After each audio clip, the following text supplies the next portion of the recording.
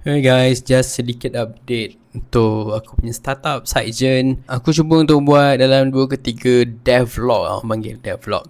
Hari ni aku ada work on Google ADK punya lab.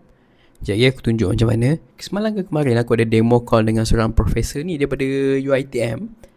Dia bagi tahu kat aku macam KPT, Kementerian Pengajian Tinggi, deploy suruh budak-budak pakai Gemini. So aku macam, oh maybe I can take this opportunity untuk buat lab Gemini lah, which is daripada Google. Dan Google ni dia buat agent dia, framework dia pakai Google Agent Development Kit, Google ADK. So sekejap lagi aku tunjuk kat korang lab tu macam mana. So yeah, this is day in the life. Aku rasa first devlog dah buat itu kan. Ni second devlog building Sidegen.com. Enjoy guys. Okay, first of all aku rasa aku share bahagian sini lah kot. Hari ni aku ada buat content kat TikTok. Aku ada post content, nanti aku letak dekat screen. Aku ada juga post dekat thread, dekat Facebook. Tapi hari ni aku cuba untuk tak nak hard sell sangat lah. Ada orang panggil apa, soft sell, hard sell lah. Tapi aku cuba untuk tak nak buat tu sangat. Dan aku dapat 21 sign up hari ni. Aku rasa daripada TikTok kot. Ya. Dan ada 2 subscriber hari ni. Ya, Alhamdulillah. Total user ada 205 guys. So ya, aku rasa elok kot aku update hari-hari macam ni kan. So lab pun dah ramai dah pass. So aku kena tambah lab baru, ataupun course baru untuk diorang belajar lagi. So aku nak tunjuk dekat korang lab yang aku baru buat tu. Dia menarik lah. Sekejap kita tunjuk. Okay, so aku nak tunjuk kat korang ni lab yang aku cuba-cuba untuk buat. Dia ada apa, hands on lab. Ada macam biasalah fundamental. Tapi lab dia lain daripada yang korang tengok sebelum ni.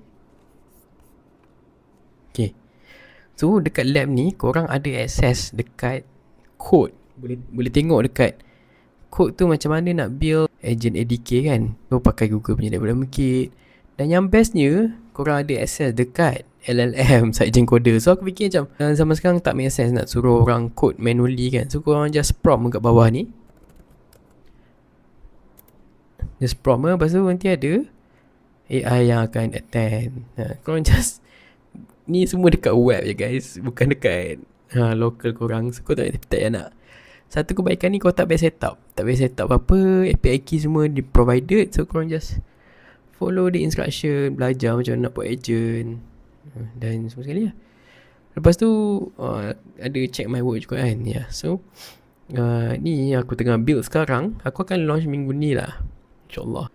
Ya, itu saja kot untuk hari ni. Aku rasa benda ni boleh pergi jauh. Dan kali ni nak konsisten lah.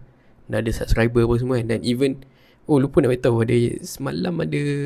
kemarin ke semalam ada subscriber setahun. Dia subscribe setahun. So aku akan teruskan maintain benda ni. Akan tambah modul banyak lagi. Aku dah banyak gila idea. Aku nak tambah macam certificate, badge apa semua, supaya social media appearance macam free marketing kan daripada user. So benda-benda macam tu lah. So okay guys, thank you. Jangan lupa like dan subscribe untuk konten lebih banyak macam ni. Thank you.